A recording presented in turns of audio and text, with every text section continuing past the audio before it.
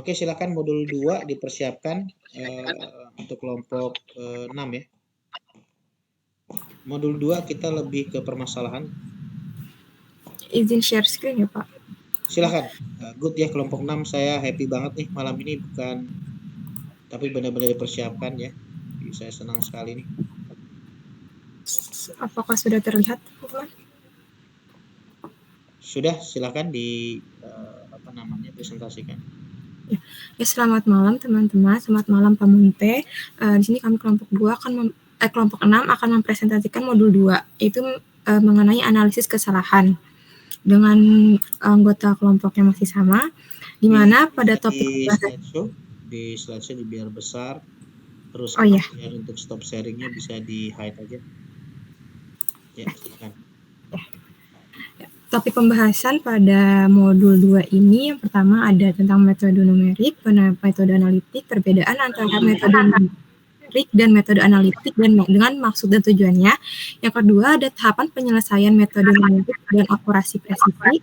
Yang ketiga adalah analisis kesalahan, numerik, kesalahan absolut dan relatif, dan sumber error serta bisa di-mute yang tidak terakhir ada contoh soal dan pembahasannya. Pertama, pendahuluan, di mana metode numerik merupakan teknik penyelesaian permasalahan yang diformulasikan secara matematis dengan menggunakan operasi hitungan, yaitu operasi tambah, kurang, kali, dan bagi, di mana metode ini digunakan karena banyak permasalahan matematis tidak dapat diselesaikan menggunakan metode analitik. Walaupun terdapat penyelesaian secara analitik, proses penyelesaiannya seringkali cukup rumit dan memakan banyak waktu sehingga tidak efisien. Sedangkan metode analitik menggunakan rumus dan teorema yang sudah baku dalam matematika. Penyelesaian yang dihasilkan akan memenuhi persamaan semula secara eksak. Perbedaan antara metode numerik dan analitik, yang pertama, solusi metode numerik selalu berbentuk angka, sedangkan solusi metode analitik dapat berbentuk fungsi matematik yang selanjutnya dapat dievaluasi untuk menghasilkan nilai dalam bentuk angka.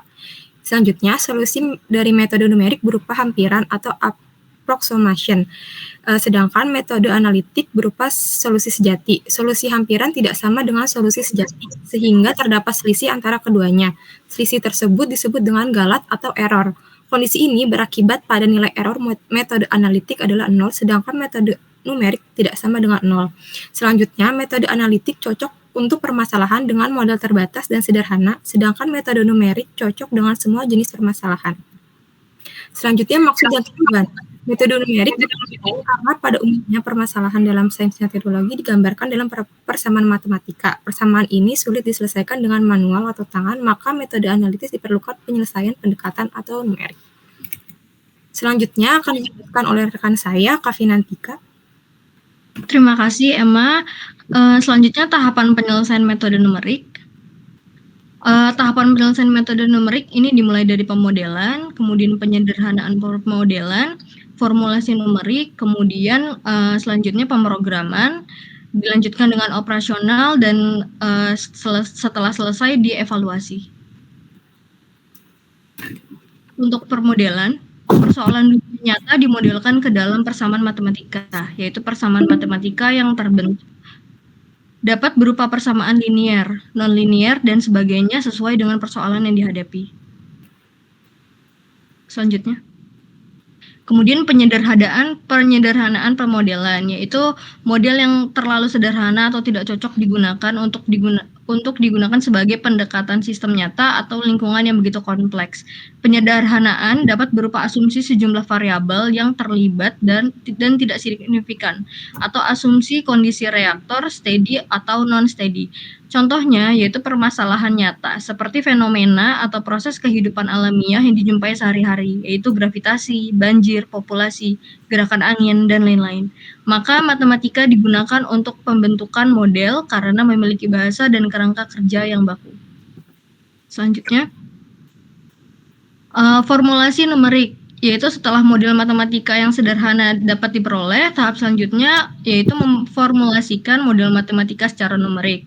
Tahapan ini terdiri atas menentukan metode numerik yang akan dipakai bersama-sama dengan analisis galat atau error yang pada pada tahap awal dan menyusun algoritma dari metode numerik yang dipilih. Penyelesaian juga dapat dilakukan berdasarkan urutan atau sequence kerja berikut.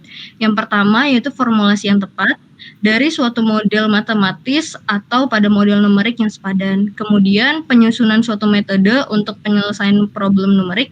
Yang terakhir implementasi metode yang dipilih untuk proses komputasi solusi atau jawaban. Selanjutnya dilanjutkan oleh Putut.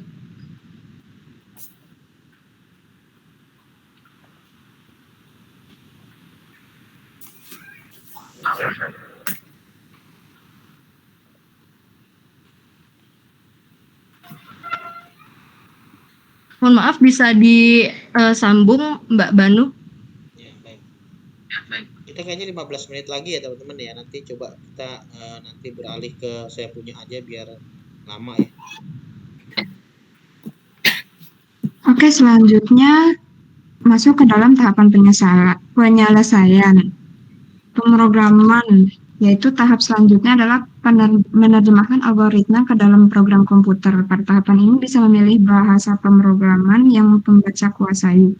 Kemudian untuk operasional, sebelum digunakan dengan kata sesungguhnya, program komputer perlu dilakukan uji coba dengan data simulasi dan dievaluasi hasilnya. Jika hasil keluaran diyakini sudah sesuai, baru dioperasikan dengan data yang sesungguhnya.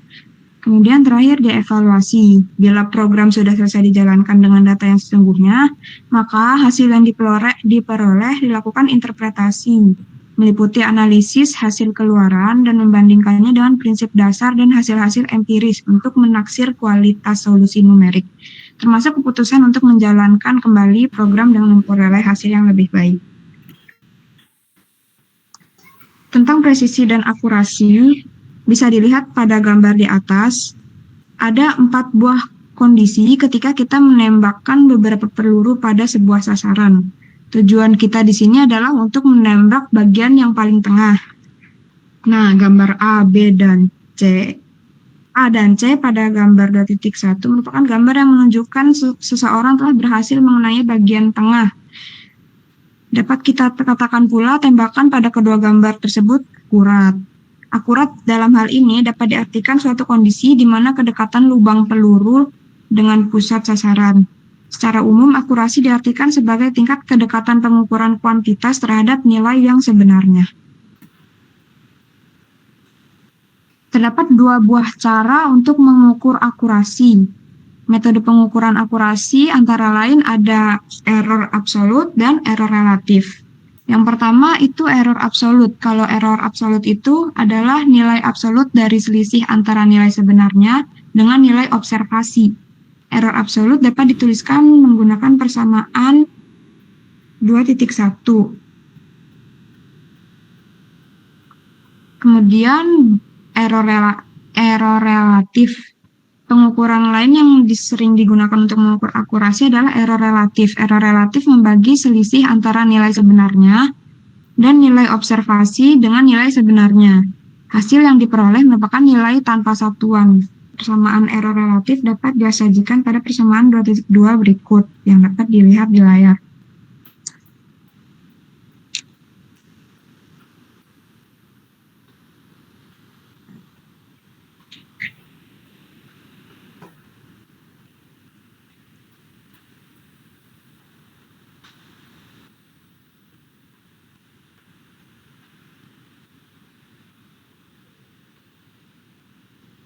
Kemudian kesalahan atau error. Kesalahan, error atau galat adalah besarnya perbedaan atau selisih antara nilai taksiran atau hampiran atau aproksimasi dengan nilai sesungguhnya atau eksak. Kesalahan ini biasa timbul karena proses pengukuran atau penggunaan aproksimasi.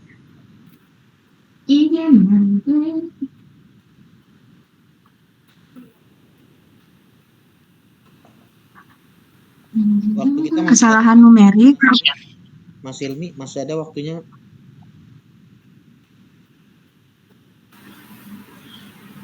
Atau enggak Mas Hilmi bikin pakai email mercu deh. Kalau pakai email mercu bikin Gak apa-apa, bikin saya Gmeet-nya saya nggak ada buatkan. waktunya kok. Saya buatkan ya. Aku mau buat. Oke Pak, kalau gitu kita pindah Pak ya. Baik, Pak. Berarti kita lab sebentar ya biar teman-teman nggak kepotong ya. Ya, Kak. Sebentar ya. Saya buatkan dulu.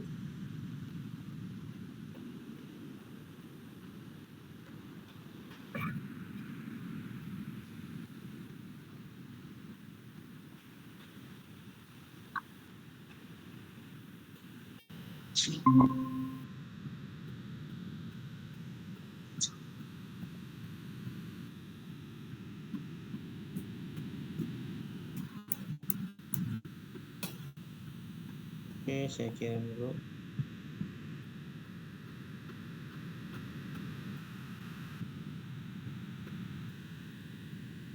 Oke, kita mungkin off dulu ya, boleh ya teman-teman ya, biar nggak kepotong ya.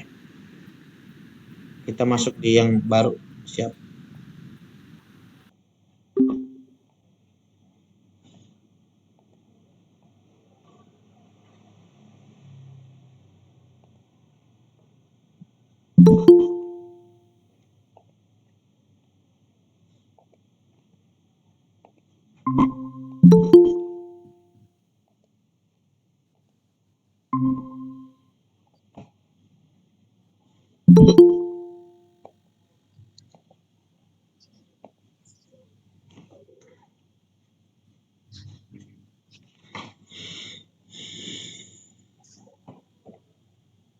Ya, sambil menunggu teman-teman ya.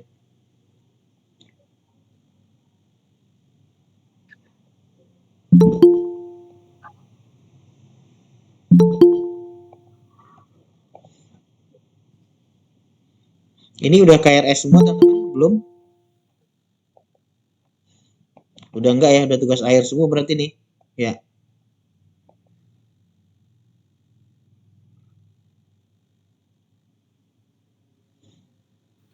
Izin share screen kembali ya, Ya, Pak? boleh silakan.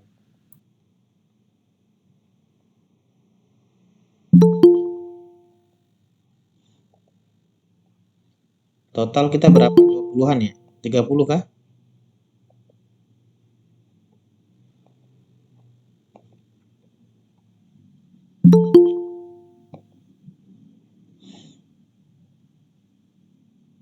Izin melanjutkan ya Pak Munte ya? Ya, sebentar ya. Saya ini dulu. Oke, sebentar. Saya change screen-nya. Oke. Ini gede ya. Oke, so. Oke. Oke, mungkin silahkan dilanjutkan, boleh? Baik Pak. Selanjutnya adalah error numerik. Kesalahan numerik merupakan error atau kesalahan yang timbul akibat adanya proses pendekatan atau hampiran. Kesalahan numerik terjadi karena 3 hal antara lain. Yang pertama, kesalahan bawaan atau inherent error. Kesalahan data yang timbul akibat adanya pengukuran, human error, seperti kesalahan catatan atau tidak memahami hukum-hukum fisik dari data yang diukur. Contohnya adalah pengukuran selang waktu selama 2,3 detik. Yaitu terdapat beberapa galat karena hanya dengan suatu kebetulan selang waktu yang akan diukur tepat 2,3 detik. Berapa batas yang mungkin pada galat inherent diketahui sebagai 2,3 atau kurang lebih 0,1 detik berhubungan dengan galat pada data yang dioperasikan oleh suatu komputer dengan beberapa prosedur numerik. Yang kedua adalah kesalahan pembulatan, round of error. Kesalahan pembulatan terjadi karena tidak diperhitungkannya beberapa angka terakhir dari suatu bilangan. Kesalahan ini terjadi apabila bilangan perkiraan digunakan untuk mengakibatkan bilangan eksak. Suatu bilangan dibulatkan pada posisi Kn dengan membuat semua angka di sebelah kanan dari posisi tersebut sama dengan 0. Sedangkan angka pada posisi Kn tersebut tidak berubah atau tidak dinaikkan 1 digit. Contohnya adalah 8674322 dapat dibulatkan menjadi 86.708.674.3000. Namun saat kita memutuskan untuk menggunakan nilai aproksimasi, sudah pasti kita memiliki nilai ROE ini pada nilai E yang sudah ditetapkan seperti Pi, E atau akar 7. Meskipun memiliki nilai ketetapan, tetapi sesungguhnya nilai-nilai tersebut memiliki run of error yang pasti. Contoh 3,1415926 dapat dibulatkan menjadi 3,14. Yang terakhir adalah kesalahan pemotongan atau trans error berhubungan dengan cara pelaksanaan prosedur numerik. Kesalahan ini terjadi karena tidak dilakukannya perhitungan sesuai dengan prosedur matematika yang benar. Sebagai contoh, suatu rumus komputasi disederhanakan dengan cara membuang suku yang berderajat tinggi. Contoh pada deret Taylor tak berhingga yaitu sin X sama dengan X minus X pangkat 3 jelas tidak dapat memakai semua suku dalam deret karena deretnya tak berhenti pada suku tertentu, misal X pangkat 9, maka suku yang dihilangkan menghasilkan suatu galat. Dalam perhitungan numerik galat ini sangat penting. Translation error muncul sebagai hasil penggunaan aproksimasi metode numerik untuk menggantikan prosedur matematika, yaitu analisis. Deret Taylor dapat memberikan nilai hamparan bagi suatu fungsi pada suatu titik berdasarkan nilai fungsi dan derivatifnya pada titik yang lain.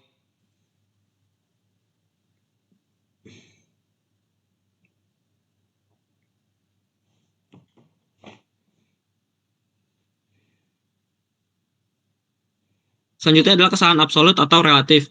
Besarnya kesalahan atas suatu nilai taksiran dapat dinyatakan secara kuantitatif dan juga kualitatif.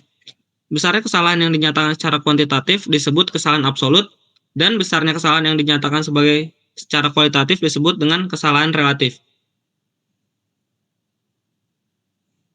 Kesalahan absolut yaitu menunjukkan besarnya perbedaan antara nilai eksak dengan nilai perkiraan. Kesalahan absolut tidak menunjukkan besarnya tingkat kesalahan, hanya sekedar menunjukkan selisih perbedaan antara nilai eksak dengan nilai perkiraannya. Contohnya yaitu suatu pabrik memproduksi pensil dengan panjang 30 cm. Ternyata setelah diukur panjang pensil tersebut adalah 29 cm. Berapa kesalahan mutlak yang terjadi? Dapat dikurangi dengan panjang yang asli dengan panjang yang setelah diukur, yaitu 30 dikurang 29 yang sama dengan 1 cm.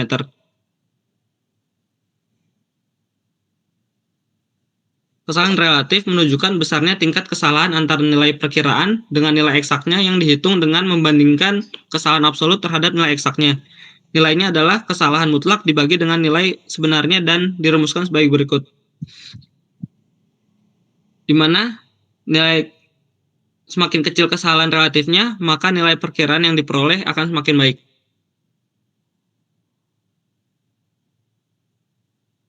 Dalam metode numerik, nilai eksak hanya akan diketahui bila fungsi yang dijumpai dapat diselesaikan secara analitis. Sehingga dalam metode numerik, aproksimasi sekarang ditentukan berdasarkan aproksimasi sebelumnya.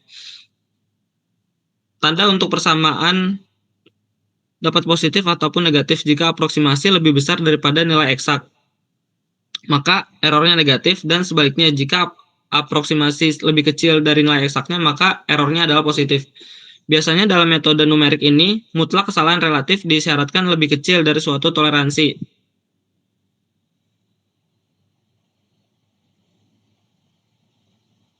Sumber error lainnya adalah penyebab kesalahan lain yang sering ditimbulkan dalam metode numerik. Yang pertama, kesalahan akibat data yang tidak akurat. Yang kedua adalah blunder, yaitu kesalahan akibat kecerobohan manusia. Yang ketiga adalah kesalahan permodelan, yaitu kesalahan yang ditimbul akibat permodelan yang salah terhadap suatu kasus. Selanjutnya adalah contoh soal dan pembahasan. Nah, pertama itu ada kesalahan pembuatan. Kesalahan ini yang biasa terjadi untuk beberapa angka yang tidak memperhitungkan belakangnya, terutama itu contohnya seperti 3 angka di belakang koma seterusnya itu tidak diperhitungkan, atau salah pembuatannya itu seperti di contoh nih, kan ada angka 863, 25, 669 itu dapat dibuatkan menjadi 863300 berarti benar, atau 3,1415939 dapat dibuatkan menjadi 3,14 itu benar. Nah, yang selanjutnya itu ada 7596541 dibuatkan menjadi 7956000 itu salah. Karena kenapa? Karena seperti kita tahu di dalam pembuatan itu sebenarnya itu untuk angka 0 sampai 4 itu pembuatan ke bawah, tetapi untuk angka dari 5 sampai 9 itu pembuatannya ke atas. Makanya untuk yang pernyataan nomor 3 itu salah, karena harusnya itu pembuatannya ke atas bukan ke bawah. Next. Kedua ada kesalahan pemotongan. Kesalahan pemotongan ini biasa terjadi itu jika ada proses suatu perhitungan yang tak hingga terus dipersempit menjadi perhitungan yang hingga. Contohnya seperti ini ada E pangkat X sama dengan 1 plus X tambah X pangkat 2 dibagi 2. Coba contohnya X itunya X pangkatnya kita masukkan jadi 0,5 seperti lihat untuk yang 1 ditambah 0,5 kuadrat pangkat 2 itu ditulis, maaf ya teman-teman lagi sakit batuk. Selanjutnya tuh lah untuk yang pertama itu untuk hasilnya itu kita temukan 1,648 itu untuk penyelesaian SK sebenarnya jika pakai hitungan tak hingga, tapi jika kita potong hanya sampai yang dibulatin ini, yang dikotakin ini kita hilangin, itu mendapat hasilnya 1,65 aja, 1,625. Selanjutnya itu kita bisa mengecek E-nya atau galat pemotongannya itu jadi dari mutlak X dibagi mutlak rata-rata X, terus dapat 1,6487217 dikurang 1,625 sama dengan 0,02372171, atau kita bisa jadi L relatifnya itu kita bagi dengan nilai SK-nya menjadi L-nya itu L relatifnya menjadi 1,44%. Selanjutnya itu adalah kesalahan absolut dan relatif. Absolut itu berarti kan tadi nilai yang pasti, kalau relatif itu seperti yang barusan dijelasin teman-teman itu lebih ke nilai persentase. Contohnya ada Budi membeli kabel di toko elektronik sepanjang 30 meter. Sampai rumah Budi hanya membutuhkan 29,97. Nah, berarti kan kesalahan absolut itu bisa kita hitung dari 30 meter atau yang dibeli dikurangi jumlah yang dibutuhkan atau 29,97. Jadi kesalahan absolutnya Budi adalah 0,03 meter.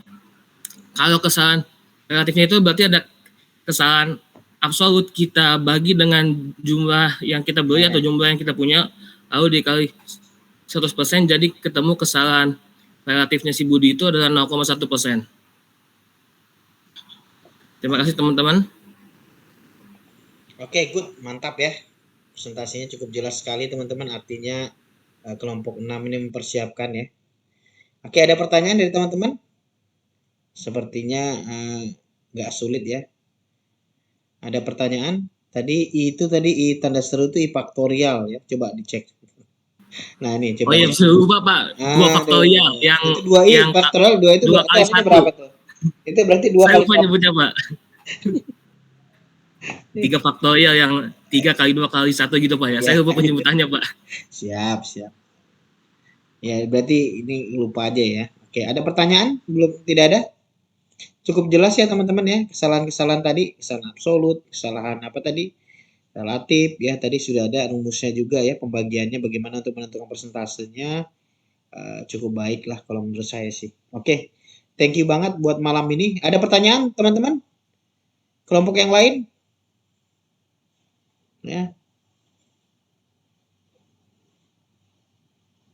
Jadi kita menentukan tingkat errornya nih berapa persen gitu ya. Ini good banget nih. Oke, kalau tidak ada kita kasih applause dulu buat teman-teman kelompok 6 yang sudah mempersiapkan. Jadi awal yang luar biasa ya. Oke. Silahkan di closing statement dulu mungkin.